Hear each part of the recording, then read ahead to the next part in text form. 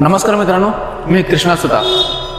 कृष्णा सुतार या यूट्यूब चॅनलवर आपल्या सर्वांचे हार्दिक स्वागत आहे. संतश्रेष्ठ भुजलिंग काका महाराज यांच्या माहितीचा जो व्हिडिओ तुम्ही बघितला होता, ती माहिती मला दिली होती इचलकरंजीचे सुपुत्र श्री दत्तात्रय सुभाष सुतार. आज प्रत्यक्षात त्यांना भेटण्यासाठी आम्ही इचलकरंजीत आलो आहोत. तर त्यांच्याच मुखातून संतश्रेष्ठ श्री भुजलिंग काका महाराज यांची संपूर्ण माहिती जाणून घेऊया. नमस्कार. पुंडलिक अवतार हरिविठ्ठल श्री ज्ञानदेव तुकाराम संत भुजलिंगे काका महाराज की जय. संत बंधू जळूजी महाराज की जय. प्रभू विश्वकर्मा आई कालिका देवी की जय. संत भुजलिंग काका महाराज हे गेले 14 वर्षापासून मला त्यांचे दृष्टांत झाला आणि मला त्यांची आवड निर्माण झाली. हे संत मागा असल्यामुळे समाजामध्ये कसं पुढे येईल याचं काम करण्याचं मी ध्येय उचलला आणि ही अशा पद्धतीने हे माझा प्रवास चालू झाला. माझं नाव दत्तात्रय सुभाष सुतार. मी एक क्रांतिकारी घराण्यातल्या चळवळीतल्या ह्याच्याचा रक्त माझ्या अंगामध्ये असल्यामुळे माझे आजोबा हे स्वातंत्र्य सैनिक होते. त्यांनी देशासाठी देशाच्या लढ्यामध्ये त्यांनी आपले सर्वस्व त्या पणाला लावले होते. पण बापूसाहेब कृष्णा सुतारांचे मार्ग हा देश स्वतंत्र करण्यासाठी होता. पण माझी चळवळ होती ती एक समाजाच्या आध्यात्मिक मार्गातून होती. तुम्ही जर आद्य संतांमध्ये बघायला गेला तर कृष्णाजी कुंभार समाजामध्ये तुम्ही जर बघायला गेला तर गोरा कुंभार तुम्हाला तिथं दिसला जातो गणपती आणायला. बरोबर. तसेच तुम्ही माळीच्या फुलांच्या दुकानात तुम्ही फुलं आणायला गेल्यावर तुम्हाला तिथं सावतामाळी दिसला जातो. अशा पद्धतीनं तुम्हाला केस कटिंग करायला जातात तो पण ते सेना महाराज दिसले जातात. 12 बुलंदीचे 12 समाजाचे 12 संत महाराज. तसेच आमचे सुतार समाजामध्ये संत ही कुणालाही माहीत नव्हते. पण आमच्या सुतार समाजामध्ये 2 संत आहेत. एक संत जळूजी मुळूजी संत भुजलिंग आद्य संत भुजलिंग काका. आद्य संत भुजलिंग काका यांना का म्हटलं जातं तर सगळ्या समाज संतांच्या अगोदरचे ते आद्य म्हणजे 700 वर्षापूर्वी ज्या टायमाला ज्ञानेश्वर महाराजांचा जन्म व्हायच्या अगोदर चे संत असल्यामुळे त्यांना आद्य संत असं म्हटलं जातं. तर भुजलिंग काका हे पंचेश्वर नगरीचे राजघराण्याचे राजा होते. त्यांना एके दिवशी महादेवांचा दृष्टांत झाला आणि त्यांना सांगण्यात आलं की तुम्हाला 8वा विष्णू त्या ठिकाणी सांभाळायचा आहे आणि विष्णू तुम्हाला हा लहानाचा मोठं करायचा आहे. त्यामुळे तुम्हाला या घराचा राजघराण्याचा त्याग करावा लागणार अशी महादेवांना त्यांना दृष्टांत दिल्यानंतर पूर्ण राजघराण्याचा वैभव असलेले भुजलिंगे काका 6 फूट उंच असलेले तब्येतीने जाम असलेले अशी आपली ही भुजलिंग काका. बरोबर. त्यांनी क्षणाचा विचार न करता पूर्ण राजघराण्याचा त्याग केला. राजघराण्यात बाहेर पडून त्यांनी आपली वाट धरली त्या आध्यात्मिक गोष्टीला. तर ते अनेक असं सांगण्यात जातं की जेव्हा संत महात्माचं आम्ही माहिती लोकांना सांगतो तेव्हा अनेक लोक त्यांना विरोध करतात. ते म्हणजे हे कोण आहेत, हे देवदेव देवधर्म असून सुद्धा आपण तुम्ही प्रसार का करायलाय, यांचं नेमकं कार्य काय, यांचा हेतू काय. तुम्हाला जेव्हा असे प्रश्न पडतात तेव्हा तुम्ही त्या लोकांना कशाबद्दल सांगता की हे आपले जे गुरु किती श्रेष्ठ आहेत यांची माहिती तुम्ही कशाबद्दल सांगता, तुम्हाला किती अडचणी येतात. हे काम करत असताना प्रतिष्ठानच्या माध्यमातून प्रतिष्ठान सुद्धा स्थापन करत असताना वेगवेगळ्या पद्धतीने मला टॉर्चर करण्याच्या पद्धती केल्या. संघर्ष पद्धतीनं हा प्रतिष्ठान आम्ही स्थापन केलं. ज्या टायमाला प्रतिष्ठानची नोंदणी करत असताना धर्मायुक्तांमध्ये मला धर्मायुक्ताच्या जजने सुद्धा मला तुमच्या वकिलांना प्रश्न विचारला की भुजलिंग काका कोण आहे. त्यावेळी त्यांना संदर्भ देण्यासाठी आळंदीला आम्ही गेलो. आळंदी देवस्थान कमिटीला आम्ही विनंती केली आणि त्या आळंदी देवस्थान कमिटीच्या बरोबर ज्ञानेश्वर माऊलींच्या बाजूला म्हणजे आज बघा योगायोग कसला आहे.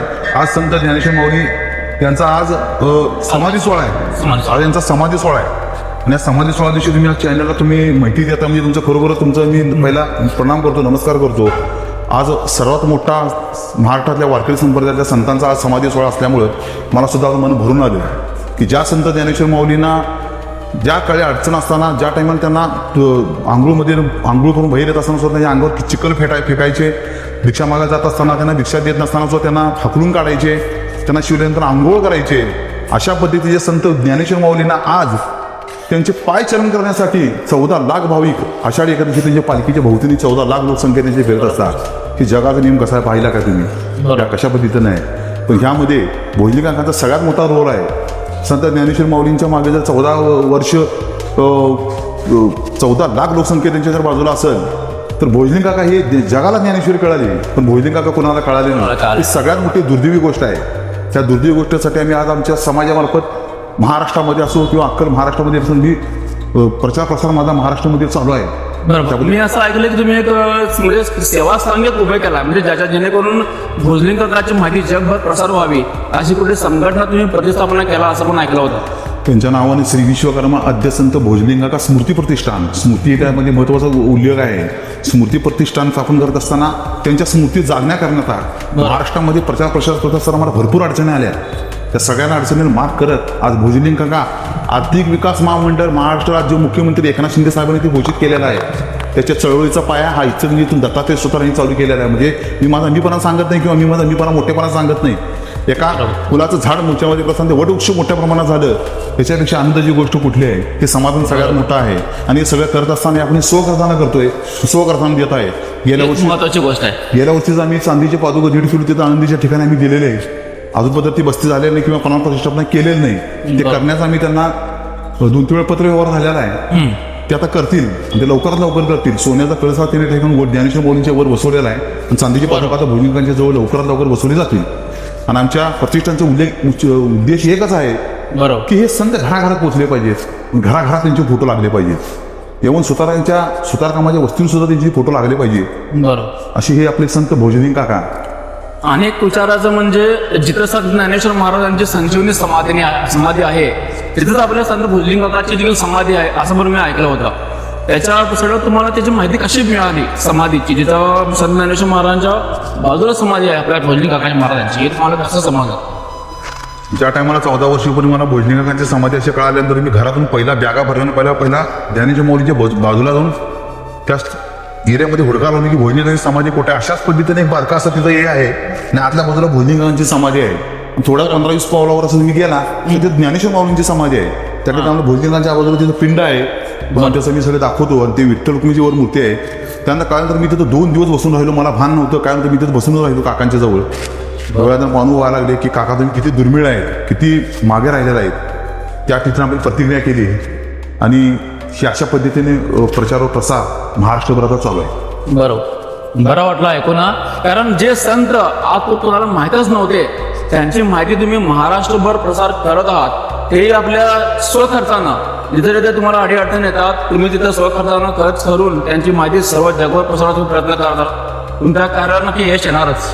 ज्यावेळी 20,000 पत्रिका आपण काढलेले आहेत ते फक्त भोजलिंगांचा प्रसार होण्यासाठी.